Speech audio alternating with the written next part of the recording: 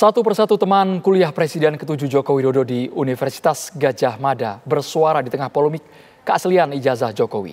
Adalah Andi Pramaria menceritakan dirinya yang satu angkatan dan wisuda bareng dengan Jokowi.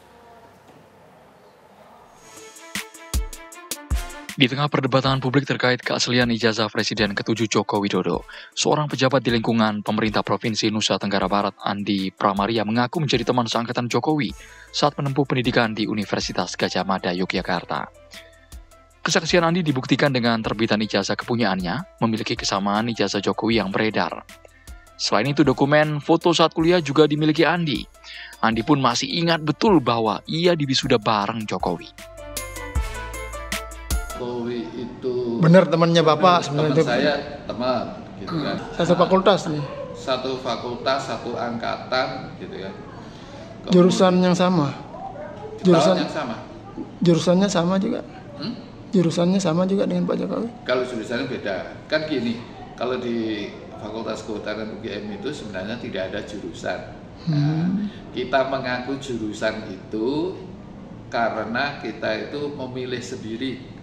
Jadi misalnya Pak Jokowi konsentrasinya pada teknologi kayu ya memang dia akhirnya ngakunya jurusan teknologi kayu. Saat kuliah dulu sering berinteraksi dengan Pak Jokowi? Ya, sering lah, namanya seangkatan, apalagi tahun pertama, kedua itu kan biasanya masih pelajaran-pelajaran dasar kan masih paket, masih sama-sama terus gitu. Ya, wisuda bareng ya. Tadi fotonya udah saya kirim kan. Oke, siap. Lebih lanjut, Andi menolak terlibat dalam proses hukum yang berjalan. Baginya pengakuan ini hanya sekedar meluruskan cerita dari perspektif orang yang pernah menjalani langsung masa perkuliahan bersama Jokowi. Dari Mataram, Nusa Tenggara Barat, Herman Zuhdi, TV One mengabarkan. Kontroversi keaslian ijazah Presiden ke-7 Joko Widodo hingga kini terus bergulir. Meski kasus sudah masuk tahap penyelidikan, tapi pembuktian dan keaslian ijazah masih dipertanyakan oleh sejumlah pihak. Di tengah gonjang-ganjing ijazah Jokowi itu muncul teman-teman seangkatan Jokowi semasa kuliah di UGM. Saat ini saya sudah bersama dengan Bapak Andi Pramaria yang berada di Nusa Tenggara Barat. Pak Andi bisa cerita Pak dengan lengkap soal kehidupan kampus Bapak bersama dengan Pak Jokowi. Kita mulai Pak ya dari perjalanan semester awal, seingat Bapak seperti apa Pak Andi? Terima kasih. Assalamualaikum warahmatullahi wabarakatuh. Jadi yang pertama, tahun 1980, dulu itu untuk penerimaan mahasiswa di UGM itu melalui proyek Perintis 1. Nah, di dalam proyek Perintis 1 itu, kalau di Fakultas Kehutanan, itu diterima sebanyak 94 orang, tidak salah ya, 94 orang. Kemudian yang melakukan daftar ulang itu hanya 88 orang. 88 orang itu 80-nya itu laki-laki, kemudian yang 8 orang itu perempuan. Nah, dalam perjalanannya kami kuliah itu untuk semester 1, semester 2, bahkan semester 3, kami itu masih menerima yang namanya itu paket. Karena kami dalam sistem SKS, tapi kalau masih di awal-awal, kita itu masih paket. Sehingga kami itu di tahun awal, itu memang kita itu kuliah bareng. Ya. Jadi semuanya itu kuliah bareng. Antara lain ya, misalnya kayak pelajaran agama, matematika, fisika, kimia, gitu. Kami memang kuliahnya bareng. Termasuk juga untuk praktikum. Jadi praktikumnya itu kita itu ada namanya gedung fisika dasar, ada gedung kimia dasar, ya. Itu di MIPA, itu memang kita juga masih berbarengan. Gitu. Nah, dalam perjalanannya kemudian kita memulai dengan beberapa mata kuliah pilihan. Nah, di dalam mata pilihan itulah mata kuliah pilihan itu, kita itu langsung memilih, misalnya saya senangnya itu pada jurusan silvikultur, saya mengambil pada jenis-jenis yang kira-kira itu mengarah pada budidaya hutan. Seperti misalnya perbenihan, kemudian pembuatan persemian, penanaman. Kalau Pak Jokowi agak berbeda, ya. Dia karena mengarahnya pada teknologi kayu, dia barangkali memilihnya pada struktur kayu, misalnya seperti itu. Jadi agak berbeda. Tetapi itu bukan jurusan, ya. Jadi dasarnya itu adalah pada pilihan. Kemudian di dalam skripsi, penyusunan skripsi, itu juga kita itu berdasarkan pada pilihan-pilihan kita. Jadi kalau saya mengambilnya silvikultur, ya, maka saya penelitiannya skripsi itu juga mengarah pada hal-hal yang berkaitan dengan silvikultur. Nah, berbeda dengan Pak Jokowi karena beliau senangnya dengan teknologi kayu, maka berbeda dia pilihannya. Nah, itu di dalam perjalanannya. Kemudian pada tahun 1985, tepatnya itu adalah pada tanggal 19 November 1985.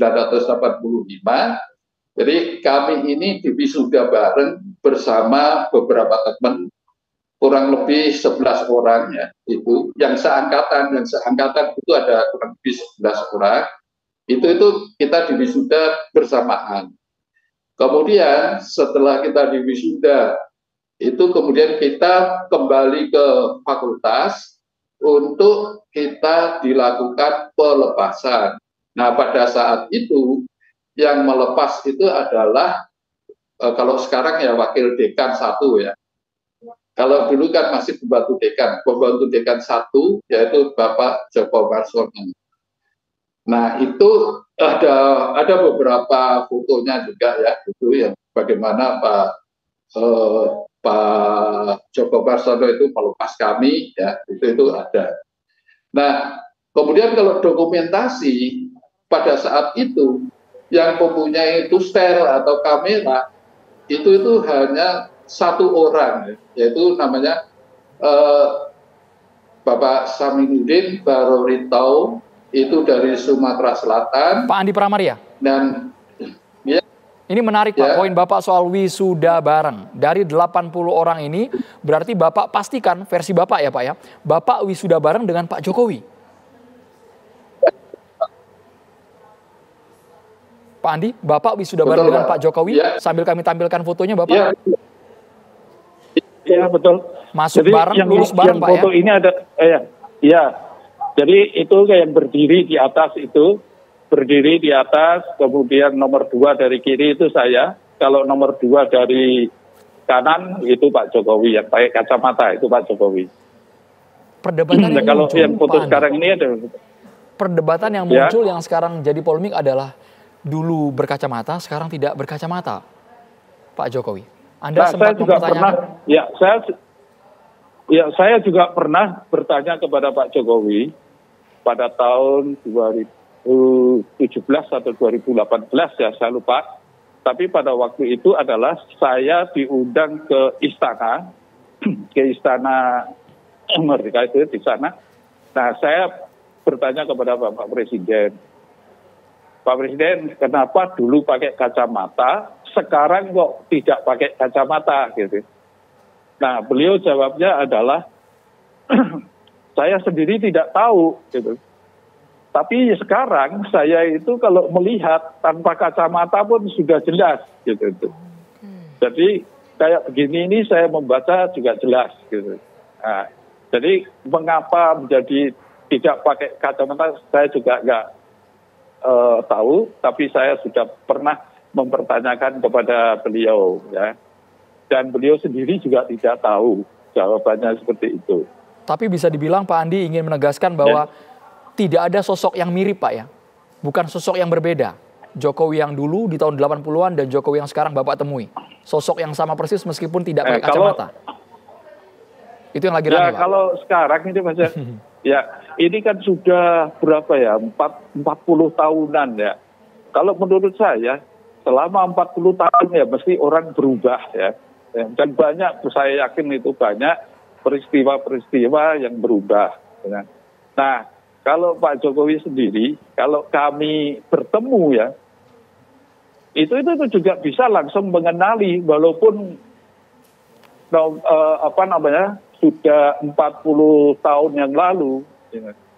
Jadi tahun 2015, pada waktu beliau baru 1 tahun lebih sedikit, belum 1 tahun menjadi presiden ya, beliau itu sempat hadir di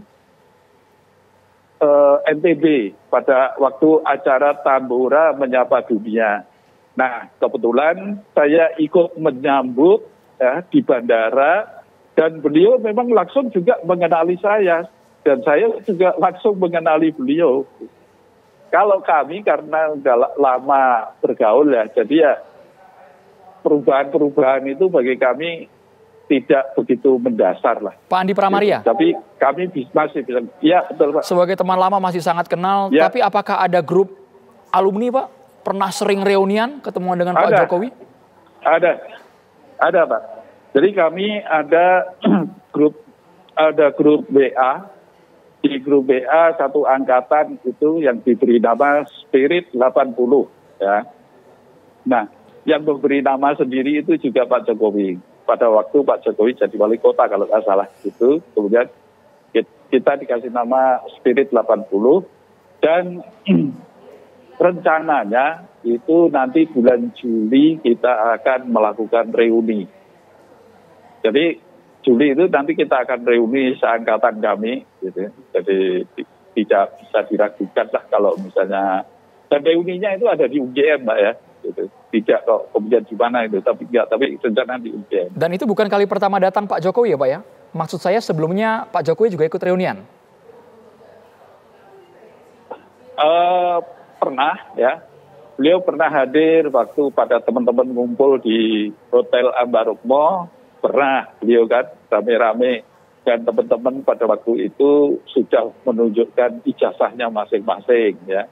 Kemudian pada saat beliau ke fakultas itu juga pada hadir di sana juga gitu. Pak Andi. Saya pikir kemudian Pak Jokowi juga, ya betul. Yang menarik lagi Pak ya, Bapak kan interaksi intens, kemudian wisuda bareng. Bapak sempat heran nggak Pak, mengapa sebagian orang masih tetap percaya pada narasi ijazah palsu Jokowi, meskipun Bapak saksi hidupnya? Saya hanya bisa bercerita pada perjalanan pada waktu mulai masuk hingga lulus ya Mas ya.